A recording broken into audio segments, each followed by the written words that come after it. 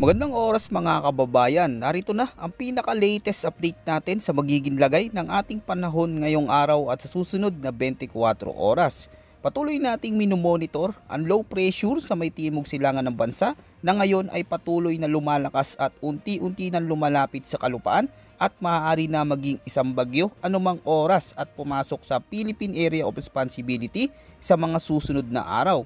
Bukod dito mga kababayan, mayroong pang bagong lumitaw na isang low pressure sa may hilagang silangan ng bansa sa loob ng Philippine Area of Responsibility. Alamin natin ang mga lugar na posibleng tawirin at mga naging pagbabago sa direksyon ng mga sistemang ito.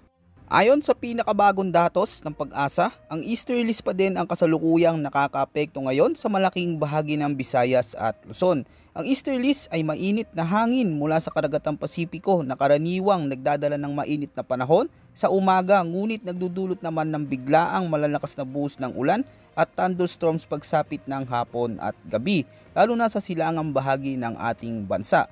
Sa forecast condition ngayong araw para sa Metro Manila, Calabarzon, Isabela, Aurora, Pampanga, Nueva Ecija, Bulacan, Bataan at Camarines Norte, asahan na maulap na kalangitan na may kalat-kalat na mga pag-ulan, pagkulog at pagkidlat dahil sa LPA. May panganib ito ng mga posibleng flash floods o landslides lalo na sa mga mababang lugar at bulubunduking bahagi.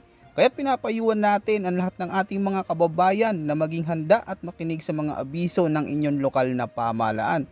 Sa Visayas, Mimaropa at nalalabing bahagi ng Bicol Region, magiging maulap hanggang sa maulap ang kalangitan na may mga pulupulong pag-ulan o thunderstorms, dulot naman ng umiiral na easterlies. Dahil dito, posible rin ang banta ng biglaang pagbaha o pagguho ng lupa lalo na kung may mga matitinding thunderstorms. Ang ganitong lagay ng panahon ay delikado lalo na kung sunod-sunod ang mga nararanasang mga pag-ulan. Sa extreme northern Luzon, bagyang maulap hanggang sa maulap na kalangitan na may paminsan-minsang may hinang ulan dahil naman sa umiiral na northeasterly wind flow. Dahil dito, walang inaasahang malaking epekto sa ngayon. Ngunit sa Mindanao at nalalabing bahagi ng bansa, asahan ang bagyang maulap hanggang sa maulap na kalangitan na may pulupulong pag-ulan o thunderstorms dahil pa rin sa mga umiiral na localized thunderstorms.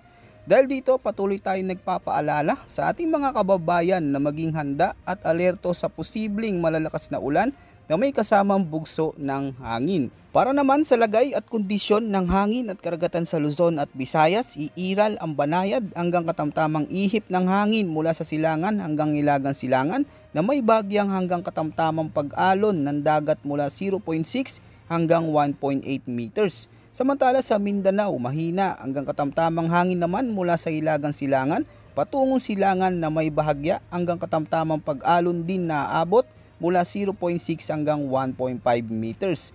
Bagamat hindi pa bagyo ang binabantayang LPA, huwag maging kampante, kaya pinapayuhan natin ang ating mga kababayan na iwasan muna ang pagpunta sa mga karagatan o baybayin kapag malakas ang ulan na may kasamang thunderstorms at manatiling nakatutok sa mga opisyal na abiso mula sa Pag-asa at lokal na pamahalaan para sa inyong kaligtasan.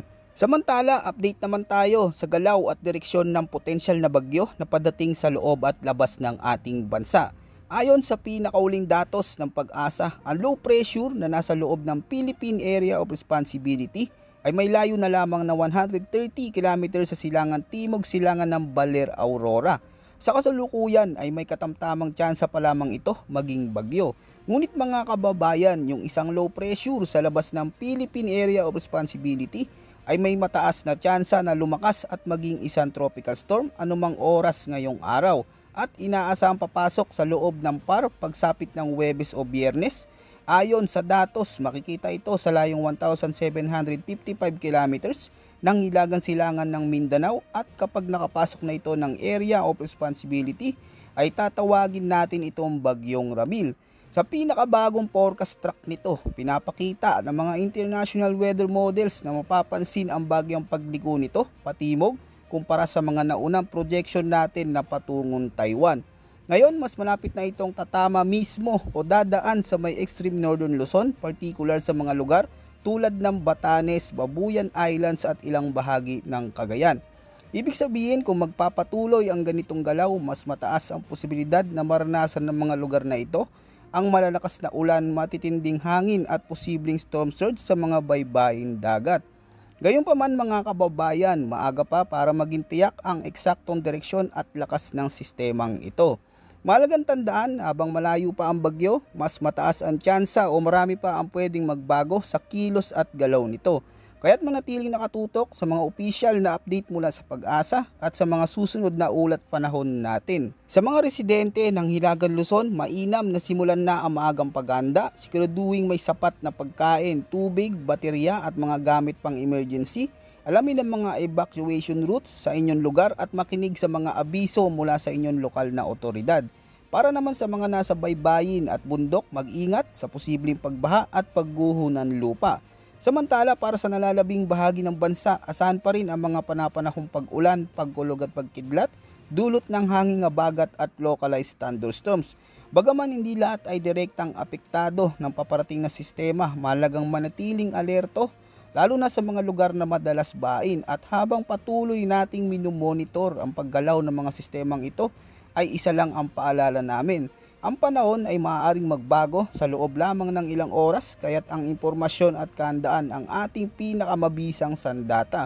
Patuloy nating bantayan ang mga weather system sa loob at labas ng PAR, at para sa pinakabagong weather updates manatiling nakamonitor dito sa ating channel at siguraduhin nakasubscribe at naka-on ang inyong notification bell upang lagi namin kayo ma-update sa mga babala ng Pag-asa at iba pang weather advisories na kailangan nating paghandaan.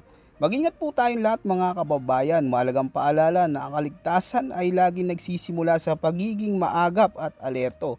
Maraming salamat sa inyong patuloy na pagsuporta. Huwag kalimutang i-share ang video na ito upang mas marami pa mga kababayan natin ang maging handa sa lagay ng ating panahon at para sa kaligtasan ng bawat isa. Yan muna ang ating pinaka-latest weather update. Ito po ang inyong weather forecast ng bansa. Maraming salamat po at huwag kalimutang mag-ingat ngayong nakakaranas tayo ng sunod-sunod na pag-ulan.